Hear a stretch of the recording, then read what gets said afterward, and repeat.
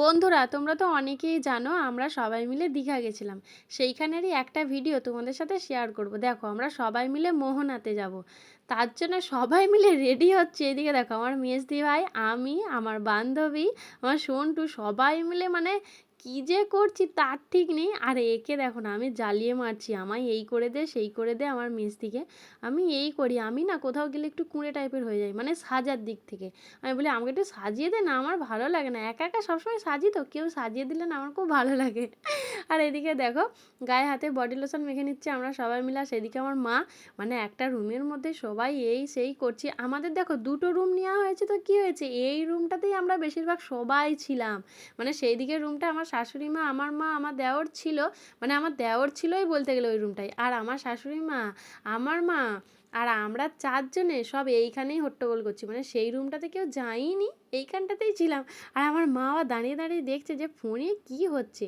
আর এটা দেখো সবচেয়ে মুশকিল, মানে আমি কাজল পরতে পারি না, এত বড় মেয়ে, লোক শুনলে হাসবে।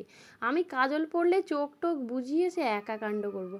আর এদিকে দেখো সাজ হয়ে গেছে, হালকা করে একটু সেজে নিয়েছি, এবার সিঁদুর পরে নিলাম, আমি রেডি।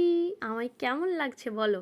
আর এই শাড়িটাই নিয়ে গেছি, নর্মাল শাড়ি, কারণ ভালো ভালো শাড়ি নিয়ে গেলে যা ইচ্ছা তাই হয়ে যাবে। তাই এই শাড়িটাও তো একদম যা ইচ্ছা হয়েই গেছে। আর এই শাড়িটা আমি ঠিক পরিই না, ওইখানে যাব বলে একটুখানি নিয়ে গেছিলাম।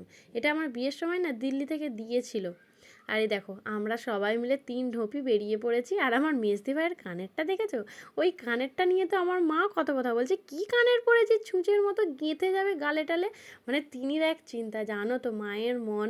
আমরা যতই মানে ঢং দেখানোর জন্য পড়ি, ওনাদের তো আগেকার মানুষ, ওনারা ওইসব ভয় পায়। বলে কোথায় লেগে যাবে, রক্ত বেরিয়ে পড়বে, এই করছে আমার মা। আমরা বলি কিছু হবে না, তুমি চুপ করো তো। আর এইদিকে দেখো, আমরা মোহনাতে চলে গেছি। কি ভালো লাগছে গো, বলবো কি, মানে খুব ভালো লাগছিল। আর এদিকে আমার মেজদি ভাই ছবি তুলছিল। আর এদিকে দেখো ঢেউটা দিচ্ছে। আর এইখানে একটা মজার বিষয় হয়েছে, তোমাদের সাথে শেয়ার করছি, দাঁড়াও। আমি দেখো দাঁড়িয়ে দাঁড়িয়ে ভিডিও করব বলে দাঁড়িয়ে আছি, ঢেউটা আসলে ভিডিও নেবো। আর ভিডিও নিতে গিয়ে আমার অবস্থাটা কি হলো দেখো তোমরা শুধু।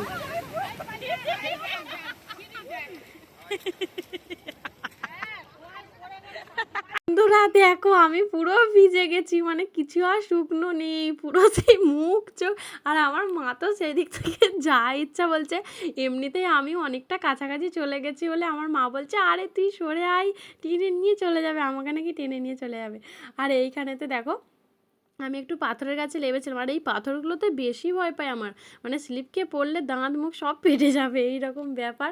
আর এদিকে দেখি না একটা গৌমাতা এসেছিলো, আমি একটু গায়ে হাত বুলাচ্ছিলাম। মোহনা থেকে বাড়িতে এসে আমরা আবার সমুদ্রের ধারে যাব, ওই জন্য সবাই মিলে রেডি হয়ে গেছি। আর ওকে আমি কি বলছিলাম যে একটা ভিডিও চালু করেছি, তুই জলের বদল নিয়ে কী করছিস, এইসব বলছিলাম। আর এরা জলই জীবন এইসব বলছিল। জল জীবন তো সবাই জানে, বলো জল ছাড়া কি কেউ বাঁচে? আর এইদিকে আমাদের এই যে শ্রীদেবী, আমি বলছিলাম তুই একটু আয়নার কাছে আয়, তোকেও একটু দেখায়। আর তারপরে আমরা রেডি হয়ে নিচে যাচ্ছিলাম, ভাবলাম একটু সুইমিং পুলের কাছে একটু ভিডিও বানিয়ে নিই। আর এই জলটা কি ঠান্ডা ছিল গো বন্ধুরা, তোমাদের কি বলবো। আমরা এই যে ভিডিও করেছি এটাতেই শেষ, মানে আমরা আর স্নান টান কিছু করিনি।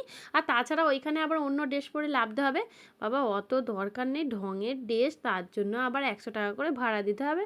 আমরা বলি তোমাদের যা জল ঠান্ডা, আমাদের লাভার কোনো দরকার নেই।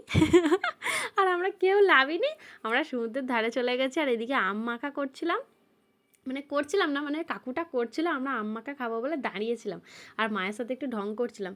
আম মাখাটা বেশ ভালোই লাগছিলো, কিন্তু আমটা না এতটাই টক টক, সে দাঁত মুখ একদম, মানে আমাদের অবস্থা খারাপ হয়ে গেছে, একদম দাঁত পাট সব টকে গেছে। আমরা আর কেউ খাইনি, লাস্টের দিকে সব ফেলিয়ে দিয়েছি। আর আমার মা বলে ডাব খাবি, বলতে একটা ডাব খেয়ে দে। আমরা দেখো সবাই মিলে চলে যাচ্ছি সমুদ্রের ধারে। আর কত লোক দেখো, মানে প্রথম দিন যেদিন গেছিলাম সেদিনকার তবু একটু বেলা হয়ে গেছিলো, 3টে নাগাদ স্নান করতে গেছিলাম, অতটা লোক ছিল না। আর তারপরের দিন যখন গেছি প্রচুর লোক। আবার আমি বলি ঘোড়াতে উঠবো, আমি আর আমার সন্টু উঠেছিলাম, মানে একা একাই উঠেছিলাম, আমি একবার ও একবার, আমি প্রথমে উঠেছিলাম। আর এদিকে আমরা সেই ক্যামেরাম্যান, মানে পেছন পেছন তো ক্যামেরাম্যান ঘুরেই যাচ্ছে, বলছে ছবি তুলবে ছবি তুলবে। আরে বাবা আমাদের কাছে ফোন আছে, তুলবো না, এমন মাথা খাচ্ছে। লাস্টে ছবি তুলতেই হলো। যাই হোক ছবি তুলে নিয়েছি। আর এদিকে আমি টাটা বাই বাই করে ঘোড়াতে উঠে চলে যাচ্ছি। আর আসার সময় দেখো না এত জোরে এসেছে, আমি যেই হাত ঘুরিয়েছি ও বুঝতে পেরে গেছে, আমার মাথার টুপি টুপি সব পড়ে গেছে। আর আমি হেসে পাগলা। কি বলবো, তারপরে দেখো আমরা বাড়িতে চলে এসেছি, এসে স্নান টান করে আবার ড্রেস পরে নিয়েছি, এবার আমরা খেতে যাব। আর আমি তো তার আগের দিন থেকে ওখানে নিরামিষ কিছু ভাত ফাত পাইনি বলে আমি কিছু খেয়েও ছিলাম না। আমি তার পরের দিন দেখো নিরামিষ একটা হোটেলে পেয়েছিলাম, ভাত, চিপস ভাজা আর হচ্ছে একটা সবজি দিয়েছিল আর ডাল দিয়েছিল।